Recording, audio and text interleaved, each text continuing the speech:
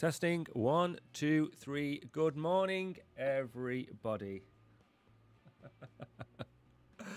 I hope you're doing well. I don't know where everyone is. I think there is some kind of apocalypse going on because there is nobody on Binance, nobody on X, and nobody on YouTube other than myself and Hidden Agendas and Danny.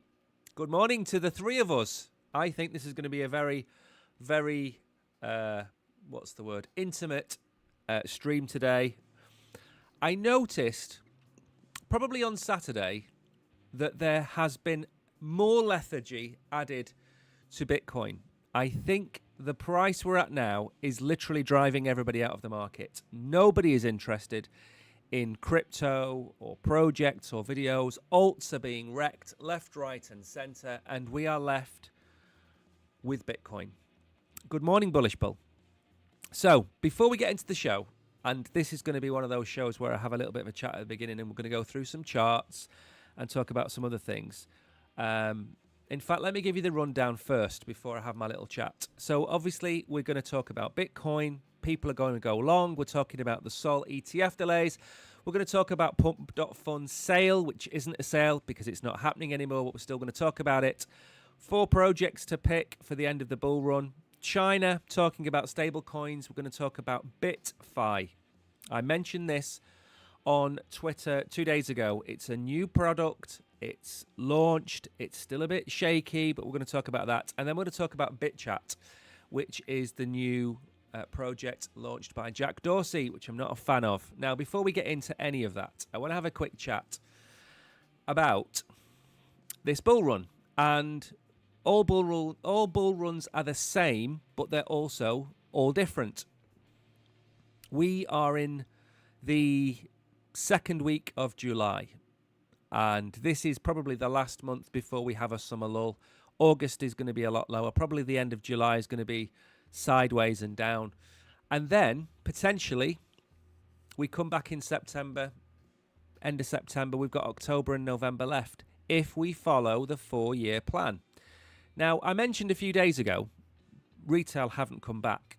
And I said retail have been buying ETFs, more than likely. ETFs, they've been buying stock, Robinhood stock, Circle stock, Coin, for example.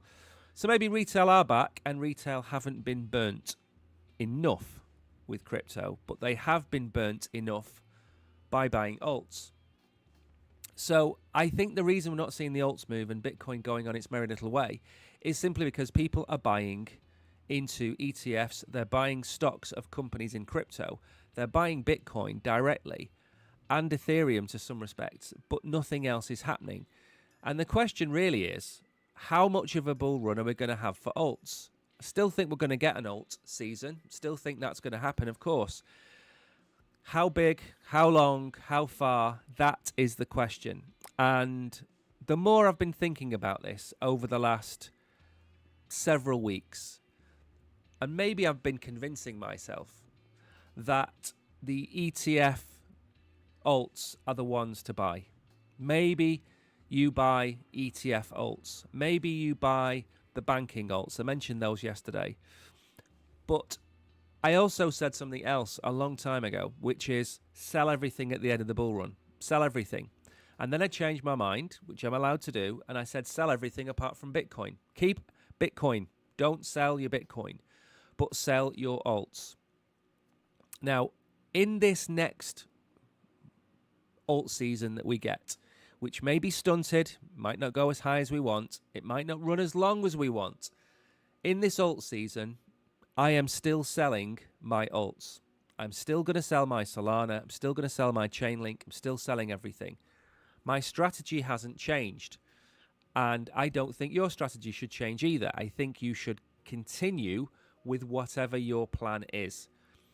But I'm getting more and more worried as the months go by that retail isn't coming back, which means the alt season won't be led by retail, but it will be led by the people that are in crypto outside of the ETFs, outside of the stocks and the men in suits. So I would just be very careful doing what everybody does every alt season and every cycle and holding your bags. Maybe we're wrong. Maybe it's not November. Maybe it's March. Okay. But if Chainlink or any other of our alts, Ton, Hype, Sui, whatever they may be, if they get to a really decent price, you've got to take profits. I don't think that we're going to get the massive alt season that we expect, but I do think Bitcoin is just going to keep going. And maybe we get the dip, and maybe we don't. We're not getting the recession next year. And I'm kind of getting to the point where I think, and I said this a year ago, this is the last great bull run. I think this is the last great bull run for Bitcoin. I think we may have already had the last great bull run for alts. I don't think we're going to be getting too many alts that are going to absolutely rip from 0 to 10 billion in 3 months. I don't see it happening. Hype is the closest we've had. We've had a bit of a run of Sui. We've had the odd one. But I just think the market's matured so much now. There's so many alts. Liquidity is so spread out. We have so many more coins to look at that I don't see us having a 20x from here in the market. Good morning, Solo Sky. Good morning, Solo Sky. Good morning, Tariq. Good morning, KB. Don't forget the sell hat. I remember that. Yeah, I did say that I wasn't allowed to give you financial advice. That is very true. But I will find a hat. Now, I don't know what fits. See, that's the problem. That right there. See that? You can't grow many carrots in there. I don't know what hat would suit my massive cranium. I don't think a baseball cap is befitting of me. I'm not a baseball cap guy. A bowler hat, probably don't have a posh enough accent for a bowler hat. A fez is going to be cultural appropriation. That's not going to work.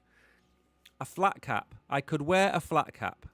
There we go. That's what I'll wear. A flat cap for you. That will give you an idea. Anyway, that's my intro today. Bit of a ramble.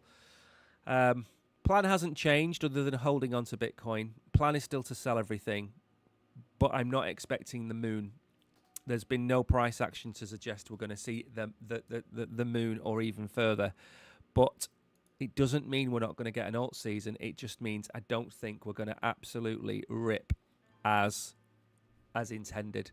I think we're still going to rip, but I think now it's a case of rather than everything going up, I always use the expression everything floats on a rising tide. I think a lot of the coins that are chosen by the institutions, they're the ones that are going to go up. The chosen ones, maybe 10 or 20 coins.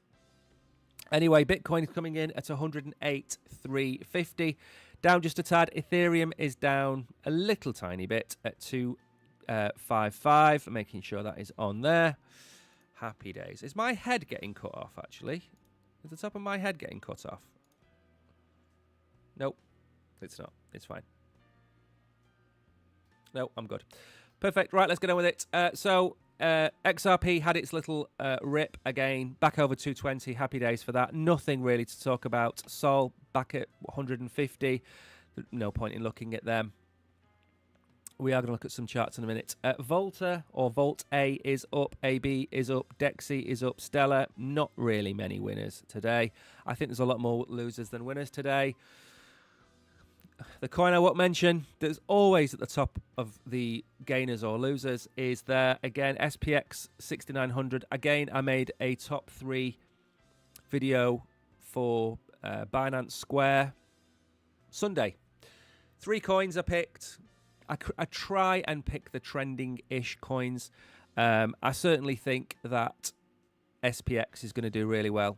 I think the coin above is going to do really well. They're getting the price action. That's the thing here. They're getting the price action. Eyes are on. Maple at 51.8 cents. Very good buy. There is some breaking news that I'm not allowed to tell you about Maple to do with the next step.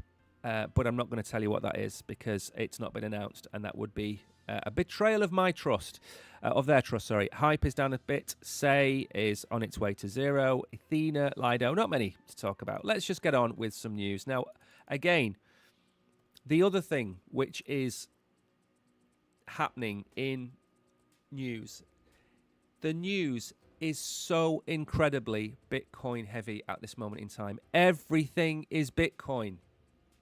And if it's not Bitcoin, it's a Bitcoin associated business or company. Everything is Bitcoin. And I don't know that it's getting all of the eyes.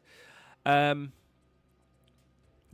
of July, 2 weeks from now, they're going to release the Bitcoin report. Cynthia Lummis may be talking about the $1 million in Bitcoin. If you watched the show yesterday, I mentioned that they had, I think, $400 million worth of seized assets. My suggestion was, and Donald Trump has said it himself, they want to be neutral on how they acquire this Bitcoin. If you've got seized assets and you can't give them back to the affected victims, I would put that $400 million straight into the Bitcoin Strategic Reserve, and that is how I would play things. Maybe that happens. That's 2 weeks' time. Maybe that could be the trigger that sends us up. We're going to look at the Bitcoin chart in a little bit. We're still in the range. We haven't changed. It's, again, Groundhog Day. Groundhog Day. Now, HODL. Best thing about HODL is these breakdowns to show you what is happening. The red column is the amount of Bitcoin mined in a week up to July the 7th, 3,000 and a bit a week. Look at column 2, IBIT, BlackRock. 3.5 times the amount of Bitcoin being mined is being taken by one company. Then you have Strategy. Nearly twice the amount of Bitcoin. Then you've got Metaplanet. Then you've got a few others. Suffice to say, 5 or 6 times the amount of Bitcoin being mined is being bought up. Now, there is a black swan. Kishan is in chat. Good morning, Kishan. There is a black swan on the horizon. What happens on a correction, maybe on a long-term correction, what happens on a correction when BlackRock has to sell? What happens on a correction if Strategy has to sell? What happens if Metaplanet has to sell? What happens if their credit lines are withdrawn? What happens if Bitcoin goes down to $80,000 for a prolonged period of time? What happens when these companies run into the red? This is potentially a black swan. Not saying it's going to happen, and I'm not saying you should sell your Bitcoin, but, and I again, I don't want to keep repeating myself, but any one of those companies gets to the point where they get 100 or 200,000 Bitcoin or more, and then has to dump 100 or 200,000 Bitcoin onto the market, and then contagion spreads. What happens if the money that's been given to these companies to buy the Bitcoin, what happens if that company gets into financial difficulties? Do they renegotiate with another company to take on the debt? Do they sell their Bitcoin? I think this is a potential black swan in the making. Not now, we're going up. Next year, the year after. What could cause a massive drop in Bitcoin? If Strategy sold everything, what are the chances of that happening? Probably 0. What about Metaplanet? Or what about BlackRock? BlackRock, remember, at the end of the day, is just an ETF. It's buying on behalf of individuals. What happens if everybody decides to sell out of Bitcoin? It's a black swan possibility. It doesn't mean it's going to happen, but it's something to keep an eye on. Now then, I think something I forgot to mention yesterday.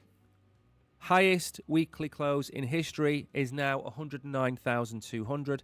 It is etching up ever so slightly. Where is it going to etch up to? That is the question. Well, I'll look at the Bitcoin chart in a little bit, and we'll see if we can give you some answers. Remember, if you're new here, if you've no idea who we are, we try and stream as many days a week as we can, Monday to Friday. We do quizzes on a Wednesday night when we can, and there are many other reasons to follow Crypto Warehouse. So make sure to follow us, make sure to like and subscribe. Don't forget, we never mention these things. I was watching this, what was it? An airline, planes landing and taking off, its ASMR background noise. and they talk about subscribing every 5 minutes on that channel. I never do it. So I'm going to make a more concerted effort to ask people to subscribe. Moving on, Brad Garlinghouse is going to give evidence in front of the Senate Banking Committee tomorrow. Brad is probably net good for crypto. Not net good for Bitcoin, but net good for crypto in general. I think he's been a positive in the space. I think fighting the SEC. Was it a waste of time now that Trump's in power? Maybe. Did he fight the good fight? Yes. Is XRP without fault and without problems? No. But I think we would be poorer without Brad Garlinghouse. So him giving evidence, perfectly fine. I think he is the right man to be up there. As long as he doesn't solely focus on XRP, I think we're good. Now then, this is the next probable leg up for Ondo. And that is this. In July, I believe, this month, I think it's this month, or maybe it's August, but it's now. Close enough. Tokenizing treasuries, stocks, and other assets is now the second hottest sector in crypto. As the regulatory environment eases, this growing wave of tokenization, what is inspired Catalyst, a $250 million initiative supported by Pantera to back projects building across the Ondo ecosystem. Some of this is going live soon. And that's as much as I know. But what I would expect to see is very similar to what we've seen with X stocks. X stocks went live on Solana and a few other exchanges last week. I'm expecting the same thing from Ondo. I'm expecting them to bring assets on chain and online. And again, when we talk about Black Swan events or when we talk about selling and getting out, there are always going to be projects that you should be buying back into. Absolutely top of that list should be real world assets, because real world assets are just utilizing what the blockchain was made for. That's the thing. And stocks in Apple and tokenized stocks in Apple or digital stocks in Apple or synthetic stocks in Apple, whatever you want to call them, it's just a reflection of Apple. So there's going to be a segmentation in the market. Keep an eye on Ondo. I know we talk about Maple. We talk about Maple Finance an awful lot, and there's good reason. They're now the biggest assets under management manager in the world. They've overtaken Ondo. They did that last week. But that doesn't mean Ondo is bad. It doesn't mean I'm going to pick a favourite. This isn't football. I like Maple and I like Ondo. And that's the most important thing. They are very good projects.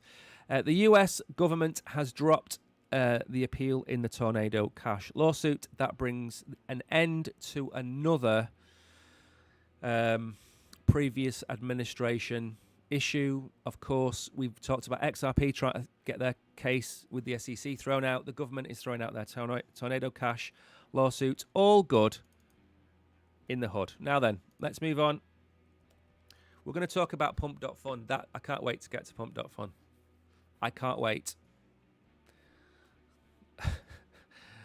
I'm going to try and keep my calm when we talk about that. Is that 20 past already? Right. Bitcoin futures pivot to long positions is 112,000 the next stop. The thing with the market at the minute is it's like it's calm seas. We've not got a lot of volatility. We don't have a lot of trading. And the market is calm, which normally means Bitcoin is going to do one of two things. It's going to go up or it's going to go down. But I don't think we're going to go sideways for much longer. I think personally we're going to go down, but the market is saying we're going to go up. And again, as I said yesterday, happy wrong. The futures showed renewed strength as their aggregated open interest surged by 7% over the last 7 days, marking the first sustained uptick since May through June's and the drawdown. The rising open interest typically suggests bullish momentum as fresh capital enters the market to support the uptrend. Bitcoin researcher Axel Adler Jr., great name, cautioned that a confirmed breakout requires open interest growth to exceed 10%. Again, we're not on a knife edge. It's not that critical. We're at 108,500. It's a good price for us right now. He's talking here about the funding rates. I don't want to get into too many technical things on here. But the market is indicating that we could be going up. Net long exposure has risen to 27.4 million. This net bullish stance has held above zero for 24 hours, suggesting that even as Bitcoin consolidates at 108,000, traders are gradually stacking long positions in anticipation of a bullish breakout. Now, want to show you the chart, which I showed you last week. I try and do some charts once a week. I don't do them every day. It's not my job. That's the Oracle's job. And the Oracle spends way longer on it than I do. But I want to give you my opinion of where we are. And hopefully the Ondo comparison has now disappeared. That was on the chart that we looked at yesterday. There we go. Yes, it has. Perfect. Right. Now, we've been in this kind of channel for a while. And a few things change every week, by the way. So you'll see on the right-hand side, I've got two numbers there, 98.37 and 95.6. That's the bull market support band. Any major downside action, I think, will take us to that point there. That's where I think we could go. I'm not expecting another black swan. I mean, if we get another black swan, we go lower, of course. But any kind of grey swan event, anything where there is a war of attrition between Trump and Powell, anything like that, then maybe we come down there. But that is edging higher every week. I think it was 95, 96, now 98.5. But what I want to point out to you is this range that we're in. And again, we're tickling the undercarriage of this range. If you look at what we did previously, we came up and then we kind of came down. We came up, we came down. We've had a little bit of there. And what we've done this time is we've had a kind of slower approach up. And we've sat there now for about 5 days. So we're sitting here for 5 days. The previous ones were a day or two. Now, I've got 112,000 as my line here, and that's to break the previous all-time high. We've just put in the highest ever weekly close. It's not all bearish. I think if we break 112, we need to be looking up. Okay? Again, this is my whale. Okay? I want us to get above that number there. And I want us to go higher.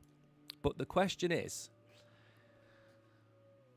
what do we have left of the bull run? Okay?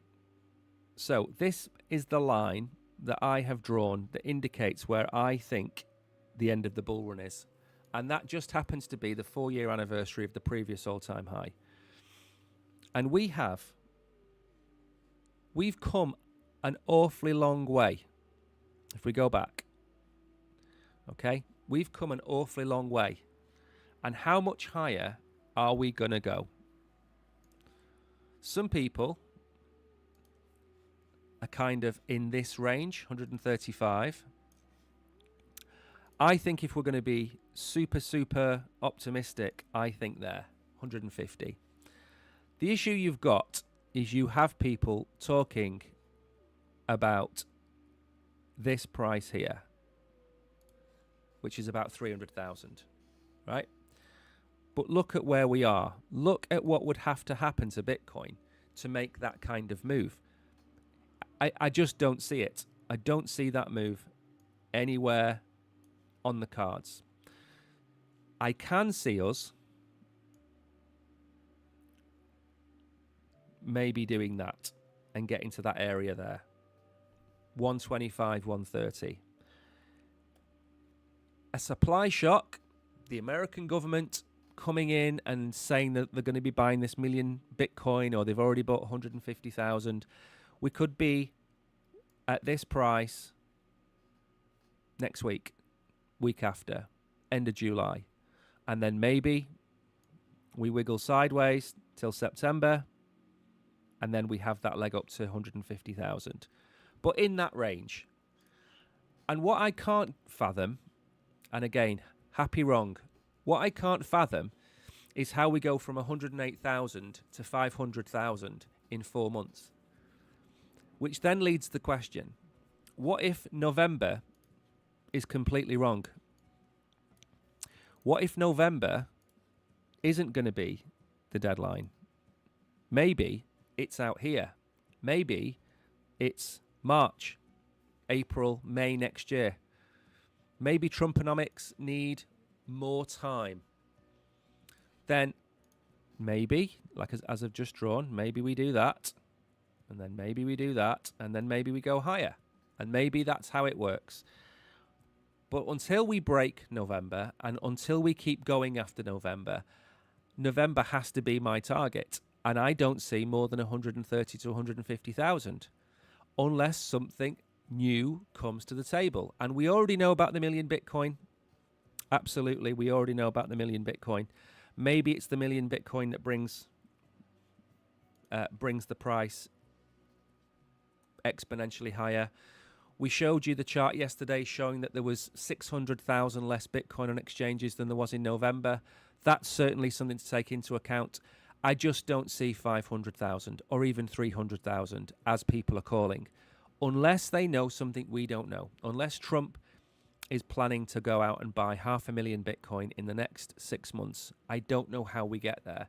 So tempering expectations, I think, is the best way to go. And if we're wrong, be happy wrong. And again, I'm not going to be selling my Bitcoin, so it doesn't really matter to me, but it might very well matter to everybody watching. Just making sure that the stream is staying up. Right then, Solana ETF launch delayed amid wait for SEC's crypto ETF framework. Again, we're talking about not if, but when they are going to go live. And the catalyst to move the next batch of crypto assets up a long way is the ETFs. The Solanas, the XRPs, the Litecoins, even the Cardanos, the Hederas, the Chainlinks, the AVAXs, they're all going to get their own ETF, and they are going to join the band of assets that maybe at the end of the bull run, maybe they're the assets that really do a lot better than everything else, because maybe people don't trust Binance, maybe people don't trust crypto exchanges, but maybe people trust Robinhood and they trust their bank. Maybe they go and say to them, go and buy me a bit of crypto in all of the different cryptos that are available, and then passively you will see the Chainlinks and the Litecoins just naturally grow over time. Maybe that's the way. But this ETF delay is now coming down to the timing of everything. And when are we physically going to see it go live? Because the one that we had wasn't really a go live. It was a kind of mishmash of an ETF. So the agency has asked for public comments within 21 days, rebuttals within 35 days of the date of publication. Well, that pushes us out to the middle of August, already the middle of August. The delay was expected. James Seifert, who I think I have the tweet of, that I'm not going to bring up because it's actually in here, it said it was expected. The lack of regulatory clarity continues to stall new offerings. Now, one of the things that's going to happen is this sentence right here, which is, where has it gone? Let me have a quick look. Give me 1 second. Basically, what the SEC, there we go. Okay. So what the SEC are about to do is they're going to basically create a rule book for crypto ETFs. And that rule book will basically remove most of the problems associated with ETFs. You will be able to go and buy an ETF of a coin that maybe didn't have an ETF 6 months ago and now it does. So they're going to try and streamline the process. And the reason is, it's a new industry. If we want to get 150 assets, crypto assets, into ETFs, and we do it the traditional way, it's going to be a disaster. It's going to take forever. It's going to take years So the SEC are trying to streamline it. Remember, it's a different administration. When this happens, we're going to see a plethora. And then the question is going to have to be asked, how many crypto ETFs are too many? The same way I've been saying for years, how many NFTs are too many NFTs? And we're going to have all of them. And at that point, we're going to dilute the impact of these ETFs, and everything's going to have an ETF. So this is coming. It's going to happen. I wouldn't worry too much. If we look at the price of Solana, though, Solana is one of the coins I still have massive, massive hope for. And again, even though I don't think Bitcoin is going to go to $300,000 and it might do a 50% increase from here, as I said yesterday, I still expect Ethereum to at least go above 3,000 with the staking, and then at least maybe 6 or 7 or 8,000 at the end of this bull run. The men in suits have been buying Ethereum the entire time that everybody has been telling you that Ethereum is crap. Now, do I think that's a coincidence? No. Am I going to accuse anybody of saying those things? No, of course not. But clearly, the news on Ethereum was it was crap, it was rubbish, etc. They're buying it. I think BlackRock now owns 1.5% of the total supply of Ethereum, and they've done that in a year. They are coming for Ethereum next after Bitcoin. It's a fact. Now, we're at a good price. Let's have a look at where we are with regards to where I think we could go. I don't know if I've ever marked it. There we go. That's where I think Ethereum can go with the ETF. Somewhere here. Okay? That's where I think we can go. All-time high is coming in at $300. So I am suggesting that Solana can 4x from here. I'm saying it will certainly go back above $300 at some point. It's going to go above $200 when the ETFs are approved, and maybe there's a date for them to go live. I think when they go live, there might be a little bit of a retraction from $300 when Grayscale dumps, and then it's a question of timing, which I said a minute ago. If we don't see them go live until October, Grayscale will suppress the price. And what I can see happening is we're going to have all the euphoria of the ETF get up here. It's then September, October. It's then going to go live as an ETF, and Grayscale is going to suppress it. And if you think that's not going to happen, Grayscale suppressed Bitcoin, Grayscale suppressed Ethereum. There's no reason to suggest it's not going to suppress Solana. So if it goes live at the end of this bull run, I don't think we get to $600. But what if, as I said before about Bitcoin, what if we don't end in November? And I'm wrong. I can be wrong about the time, and I can be wrong about the price. I don't have a crystal ball. These are just my opinions. If I'm wrong on the timing and we don't finish in November, then we have a clear run to $600 absolutely next year.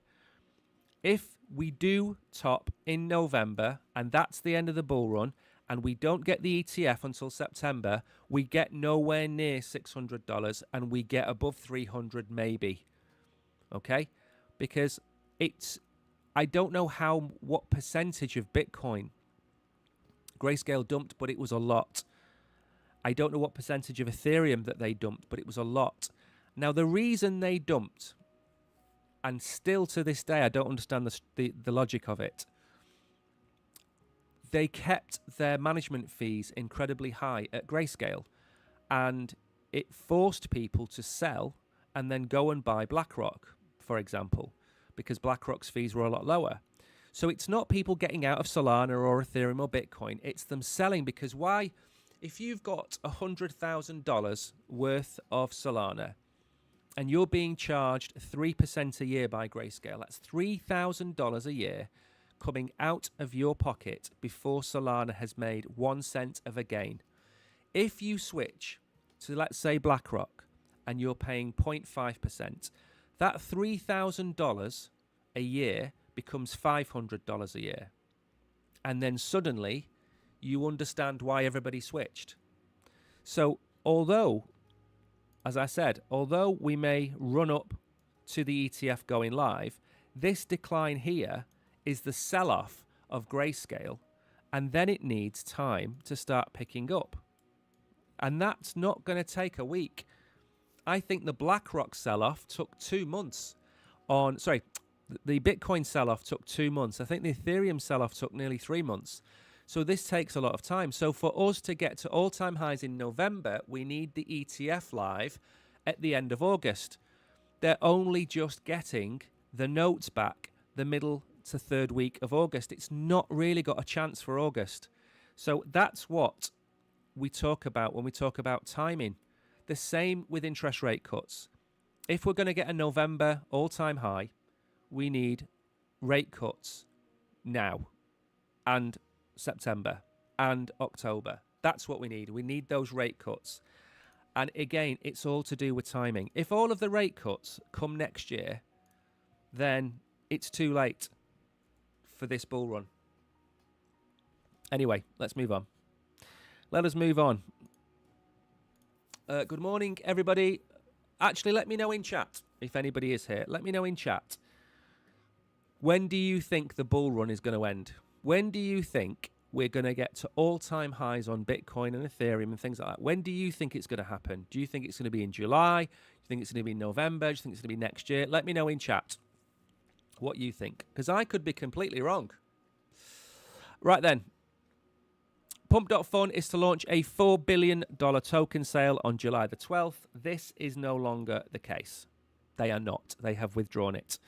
Solana's Pump.Fun launches Pump token sale on July the 12th through one other of the other platforms, offering 150 billion tokens and powering its meme coin ecosystem. Now, I put a tweet out about this that has all of the details of it in the tweet, which I think I've still got up there if I go and have a look. And it just breaks this article down into the constituent parts. And probably don't need to read the whole article. There we go. Let's bring this up instead. It's a lot quicker.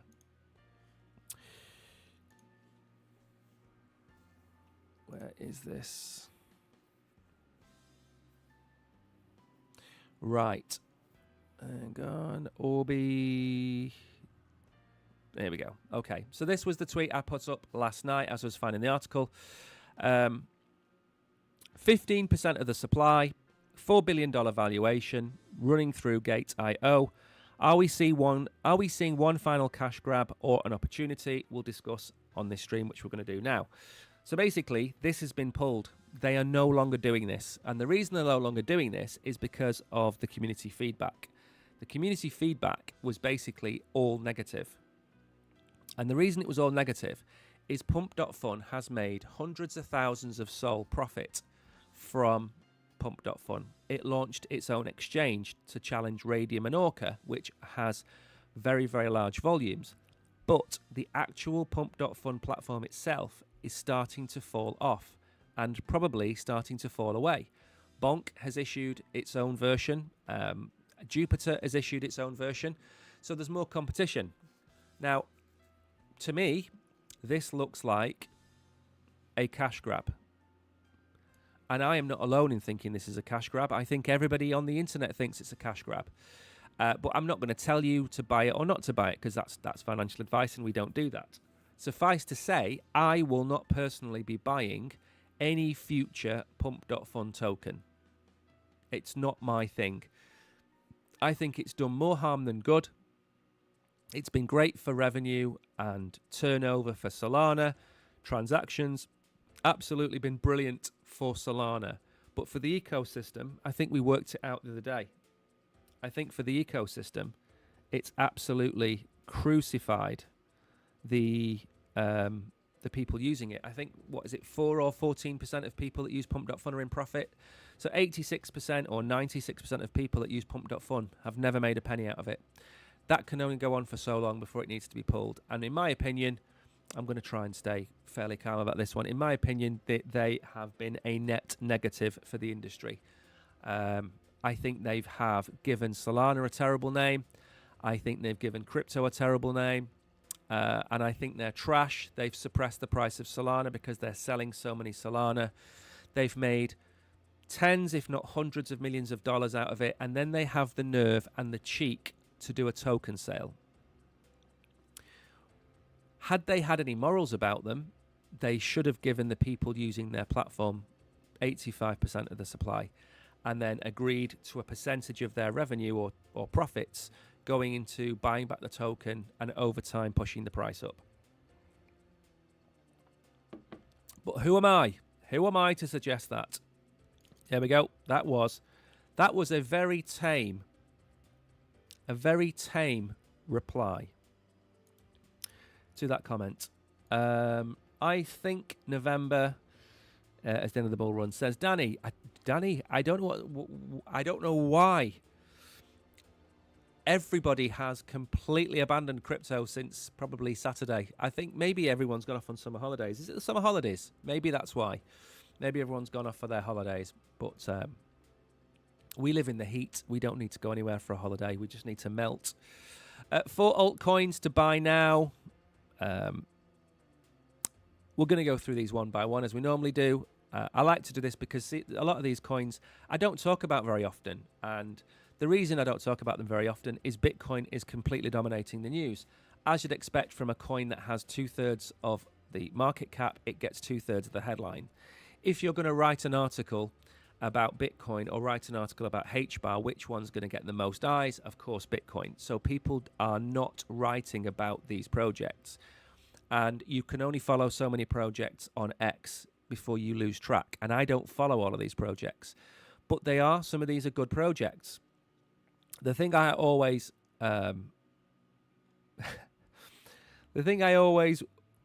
wonder is how much they get paid to write these. Because you look at this. So Gudo initially looks to me like this is a sponsored article. Now, because it looks like a sponsored article from BlockDAG, we're not going to cover BlockDAG on here. So we're going to ignore that one. We're going to look at Litecoin. Litecoin is certainly going to go back above $100. If it gets the ETF approval, over time it's going to go back towards $200 or $300. Over time. Maybe $200 this bull run. But with all of that passive buying from the ETFs, Litecoin has snuck in the back door. And I think it will do quite well long term. Because, like I said, if you end up with maybe 20 or 30 of these assets and they cover 90% of crypto, these are the ones that are going to get people buying in. And what do I mean by that? I mean, if somebody's got a $100,000 portfolio to put into Bitcoin, or crypto, sorry, they might put 50% into Bitcoin. They might put 20% into Ethereum. But then that leaves them with $30,000 to put into Solana, Litecoin, Cardano, XRP, whatever else there is. So passively, that would equate to somebody buying 10 Litecoin just in that one purchase. Somebody else does it. When you get 10 or 20,000 people doing the same thing, that's a lot of Litecoin to be bought up. So I think passively, Litecoin has done really well and will do really well over time. I think it will do really well. Filecoin, again, blockchains need storage space, especially the likes of the Solana, for example, the high transaction chains, they need storage, and Filecoin offers them a solution. So there's always going to be buying pressure on that token. I don't hold any Litecoin, I don't hold any Filecoin, but I can also see Filecoin doing incredibly well. And then HBAR. HBAR is going to get its own ETF. It's another one. The tech is superb. Price action hasn't really followed. But of the three, the one I'm the most excited about is HBAR. I don't hold any HBAR, by the way. But if I was to buy them in order, I would buy HBAR, I would buy Litecoin, and I would buy Filecoin. They would be the order I would buy them in. But certainly HBAR and Litecoin, because they're going to get the ETFs. And those ETF plays, by the way, they're long-term plays. They're not 3 or 4 month plays. I know I talk about selling all of your assets into this bull run, but I'm also saying that if we do have a drop, you should be looking to buy back in, because this might not be the end of your crypto journey. You might want to buy back in to Maple, Ondo, Virtuals, HBAR, Litecoin, Solana, Cardano, Chainlink. those are the coins you should be buying in the next for the next bull run. But you don't want to be buying back in at all-time highs. You want to be buying back in at the lows. And 15 cents for HBAR is a good price. I think Litecoin is, what, $97, $95? I would certainly be looking at that price. So I think that's a good selection. Those three are a good selection. I have no problem with any of those tokens. I think they're really good. My only issue with Litecoin is, of course, I think it needs to do more. It's got a very active community, yes. But I think we've gone past the stage now of maybe calling it the fork from Bitcoin. That was years ago. I think it's standing on its own 2 feet, but I just don't see how. But with the ETF, it doesn't really matter, does it? Chinese regulators raise alarm on illicit stablecoin activity. As public interest in China for stablecoins rise, authorities warn of investment scams. And again, we're seeing these scams everywhere. They're absolutely everywhere. They're all over the internet. People telling you to go and buy this, people telling you to go and buy that. It's all just a scam. Officials from Shenzhen have issued cautionary advice to the public, recommended that they pay maximum attention when operating with stablecoins due to mounting reports of abuse from certain schemes.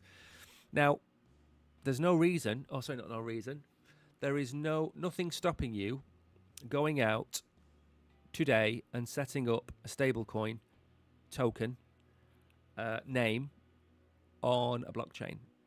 And you could call it USDM.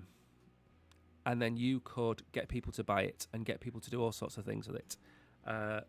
You can tell people to pay you in Solana. Send me 5 Solana and I'll send you 5,000 USDY, whatever letter you think of. And people go, oh my God, I send 1 Solana and I get $5,000 back, or I send 10 Solana and I get $100,000 back. That sounds amazing. People send in the Solana and then they're sent this fake stable coin. It's going to happen. In this notice, they say these entities exploit new concepts such as stablecoins to hype up so-called investment projects involving virtual currencies, virtual assets, and digital assets. The perceived lower volatility compared to other cryptocurrencies may make stablecoins a driving force behind this increasing. Exactly. I totally agree. Now, I think the best thing to do, if you're ever going to deal with stablecoins, I don't know how much time we've got left. Let's have a look. 11:48. We actually have plenty of time to talk about this. We've got 2 more things to talk about, actually. All I would say is, very simply put, you should be buying your stablecoins on Binance. That's where you are right now. You should be buying your stablecoins there. You don't need to go to a DEX to buy a stablecoin. Get it on Binance. If you want to go and buy, I don't know, some Solana meme coins that don't exist on Binance, send your stablecoins from Binance to your Solana wallet and do it that way. Don't get. I mean, it's going to happen. It hasn't happened as far as I can see, but it's going to happen. It's going to happen. Right then. Now, I put out a tweet over the weekend about a new project which is partnered with CoreDAO. Now, as I keep saying on this stream, I am not partnered with Compute 3. I am not partnered with BitFi or CoreDAO. But I see this as a massive future opportunity. What do you think all of these treasuries are going to do with their Bitcoin when they've acquired all of the Bitcoin that they can acquire? They're going to have to make some money out of it. It's not like gold, which can sit in a corner. You can borrow against it. You can use it as collateral for other things. And we need a way to monetize Bitcoin. And it's 2/3 of crypto. Why wouldn't we? Now, BitFi has launched with CoreDAO here. And they've launched this BF-BTC. Stay liquid, so you don't have to lock away your Bitcoin. You earn 5 to 8% in Bitcoin, backed by institutional custody, powered by Delta Neutral Strategies, paid in real Bitcoin returns. Start now. It's CoreDAO with the announcement that I broke on Saturday, I think it was.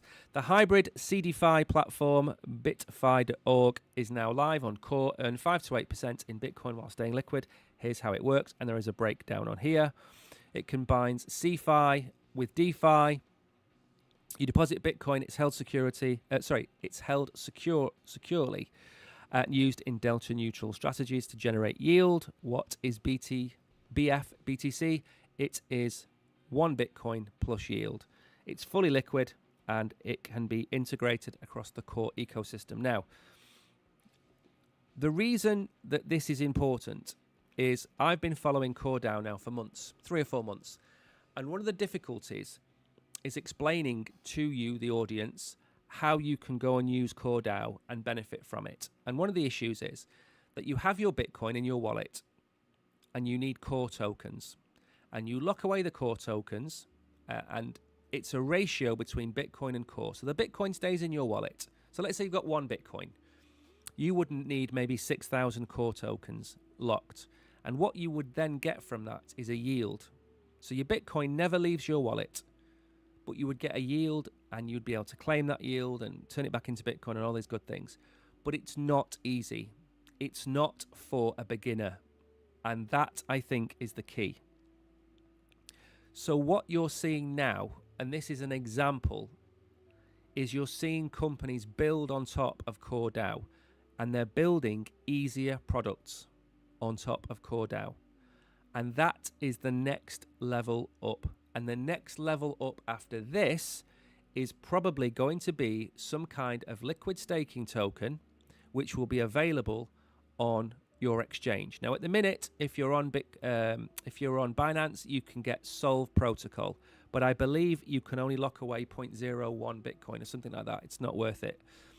But this is coming, and it's coming to exchanges. And the reason I'm looking forward to this coming to exchanges is there'll be a certain level of security involved with exchanges having Bitcoin yield products. And I have heard every reason why this won't work. They are scam tokens, they're not worth anything, you're going to lose your Bitcoin, all of these kind of things. I keep hearing them all. CoreDAO is not a small project. I think it's got 11 or 15 million wallets created. So there's a lot of people who've at least looked at CoreDAO. It has dual staking, which I think works really well because you don't lose access to your Bitcoin. But if your Bitcoin is on Binance or your Bitcoin is on another exchange, you're going to want at some point in the near future to tap into this type of yield. And that's where I think Lombard, CoreDAO, Babylon, I think that's where that all comes into play. Because what I'm showing you here is nowhere near the finished article. I don't expect you or anybody to rush out and go and deposit Bitcoin in BitFi. But what I think you need to do is go and educate yourself as to how this stuff works. Go and learn how it works. And then when it does come along and it's in a more mature state, you understand how it works in the background. So I'm not promoting this, but I want you to go and have a look at it. Because at some point, you have to realize that to generate yield, you have to put your assets into a not risky place, but an element of risk will be involved. But as we go on in crypto, that level of risk will probably go to zero because we're going to be looking at insured products. So what do I mean by that? Now, let's say, for example, BitFi offers you 6.94% on your Bitcoin, okay? What if I said to you, in a year's time, this would operate through Binance at 5%, and that 1.94% goes to an insurance company, and that insurance company guarantees zero loss to your Bitcoin, because that's how these things work.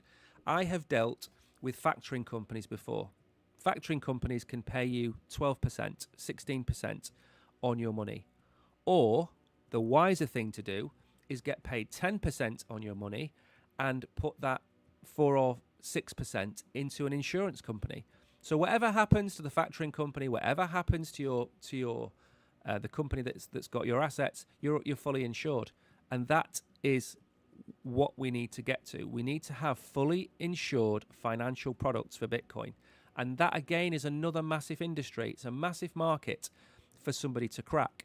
So this is something I want you to go and look at and understand for now and for the future. The same with CoreDAO. I've made videos. I think I've made 2 videos about CoreDAO. Maybe I've made 3. I'm not too sure. Go and watch them and understand how it works. And this is going to be the future. This is going to be the next big thing. We talk about real world assets. That's a massive niche. We talk about AI. That's going to be a massive niche. But unlocking liquidity in Bitcoin in a 100% risk-free way is the golden egg, and the golden goose, should I say. So go and have a look at this. BitFi. It only launched, or it was only announced, should I say, about 2 days ago, and it's well worth going and spending some time looking at. And again, some of you might look at it and think it's too risky, which is absolutely fine. Absolutely fine.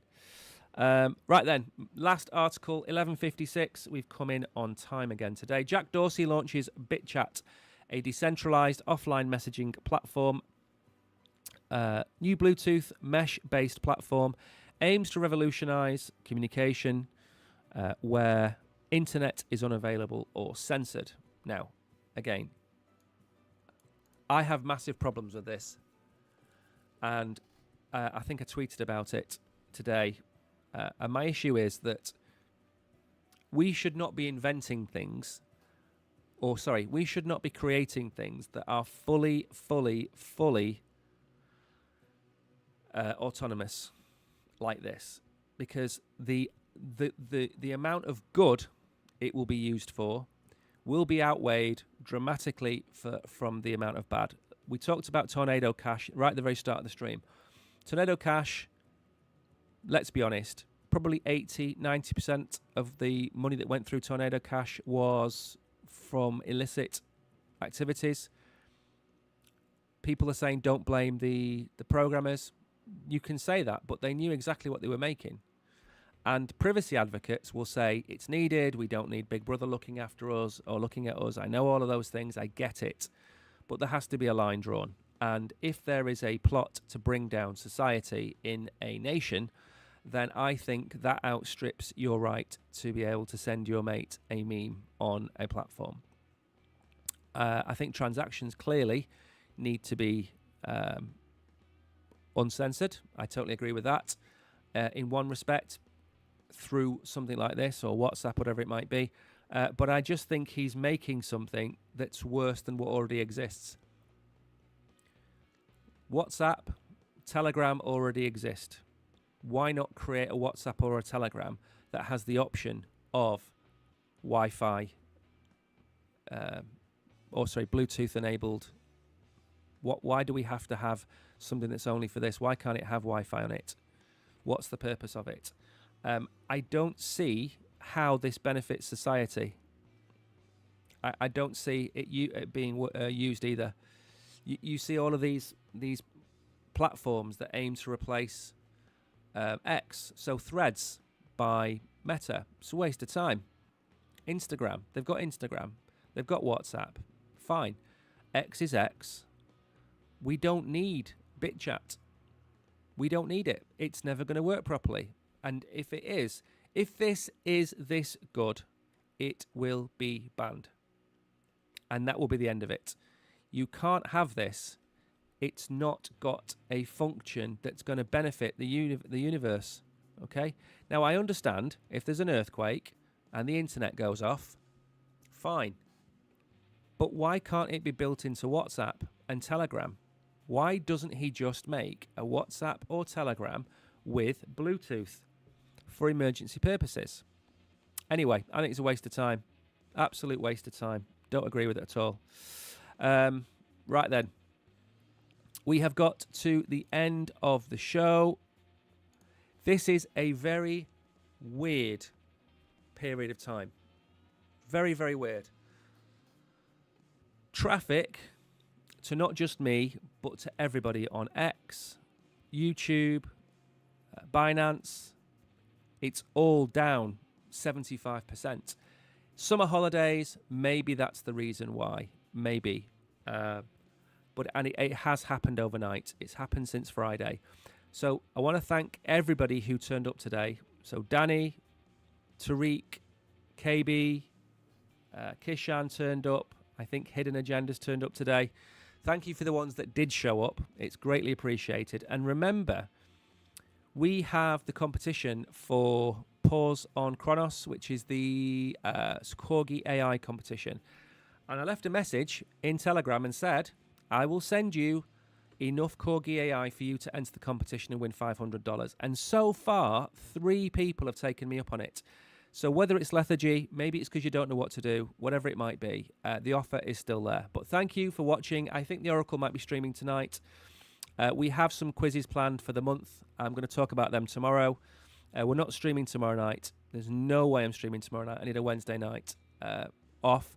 I'm going to try and stream in the day every day this week in its place. So thank you, everybody, for turning up.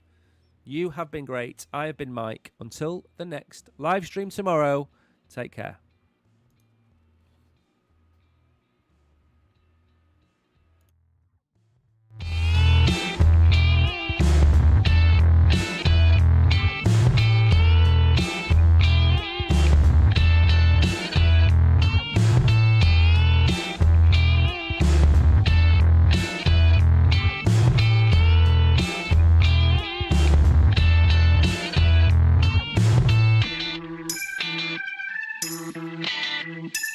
Thank you.